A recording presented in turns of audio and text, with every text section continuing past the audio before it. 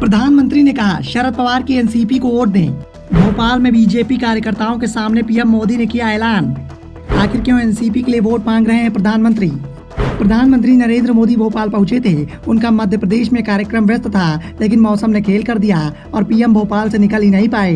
पहले पीएम का भोपाल में होने वाला रोड शो रद्द हो गया और फिर शहडोल में होने वाली उनकी रैली भी रद्द हो गई। आदिवासियों के साथ खाना खाने का प्रोग्राम भी कैंसिल हो गया, लेकिन भोपाल में पीएम मोदी ने बीजेपी कार्यकर्ताओं को जरूर संबोधित किया। इस दौरान पीएम मोदी ने पटना में विपक्ष की बैठक पर सवाल उठाए तो एनसीपी में चल रही उठापटक पर भी बहुत कुछ कह दिया। पीएम मोदी ने कहा कि शरद पवार की एनसीपी के नाम करीब 70,000 करोड़ रुपए के घोटाले का आरोप है। एक भी ऐसा क्षेत्र नहीं है जहां पर इन्होंने घोटाला नहीं किया।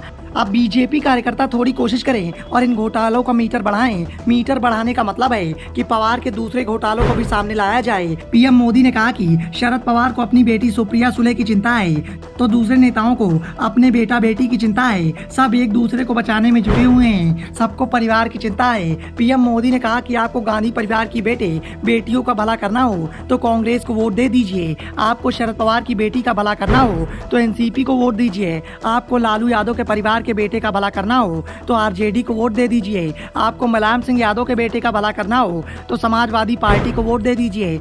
आपको अब्दुल्ला परिवार का भला करना हो तो नेशनल कॉन्फ्रेंस को वोट दे दीजिए। आपको चंद्रशेखर राव की बेटी का भला करना हो तो बीआरएस को वोट दे दीजिए। आपको करुणानिधि के बेटे का भला करना हो तो डीएमके को वोट दे दीजिए।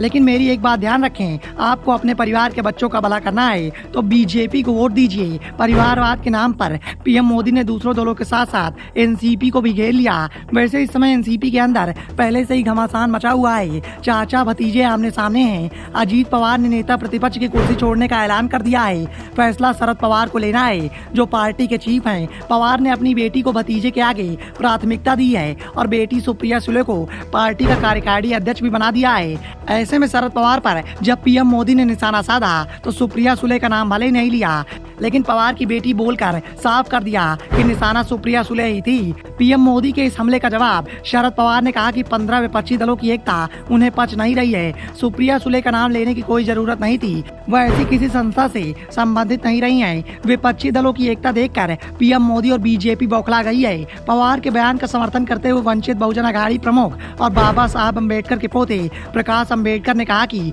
अभी बीजेपी का भ्रष्टाचार बाहर कहाँ आया है। जब बीजेपी के भ्रष्टाचार सामने आने लगेगा तब बात कीजिएगा।